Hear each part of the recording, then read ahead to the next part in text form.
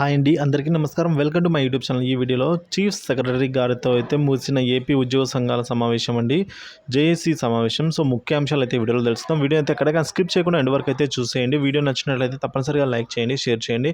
ఇంకా సబ్స్క్రైబ్ అన్నట్లయితే మన ఛానల్ వెంటనే సబ్స్క్రైబ్ చేసుకోవడం ద్వారా నేను చేసే లేటెస్ట్ అప్డేట్ న్యూస్ ఎప్పటికప్పుడు అయితే మీ వరకు రీచ్ అవుతాయి. ఇక వివరాలకైతే వెళ్దాం.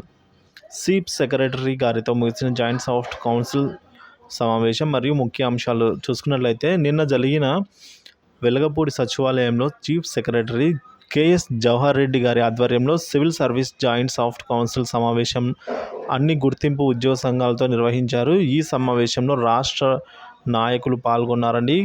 అలాగే కాంట్రాక్టు ఉద్యోగులను క్రమబద్ధీకరణ చేస్తూ ప్రభుత్వం జీవో ఇచ్చిన విషయాన్ని స్వాగతించారు.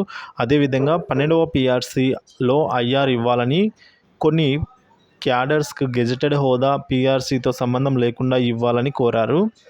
ప్రభుత్వ పంచాయతీ రాజ్ డిపార్ట్మెంటులో పనిచేస్తున్న రికార్డు అసిస్టెంట్స్కు చాలా కాలం నుంచి పెండింగ్లో ఉన్న పదోన్నతి త్వరితగతిన చేయాలి అని కోరారు. అడిషనల్ క్వాంటమ్ ఆఫ్ పెన్షన్ను ఇవ్వాలి. అలాగే GPF, APGLI medical bills clear చేయాలి.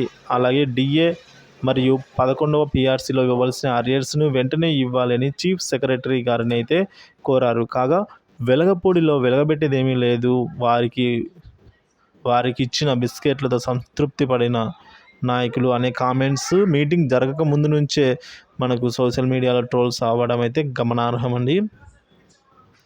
ఇన్ఫర్మేషన్ నచ్చినట్లయితే వీడియోని లైక్ చేయండి. మన ఛానల్ తప్పనిసరిగా అయితే సబ్స్క్రైబ్ చేసుకొని ఫాలో అవుతుంది. Thanks for watching this video.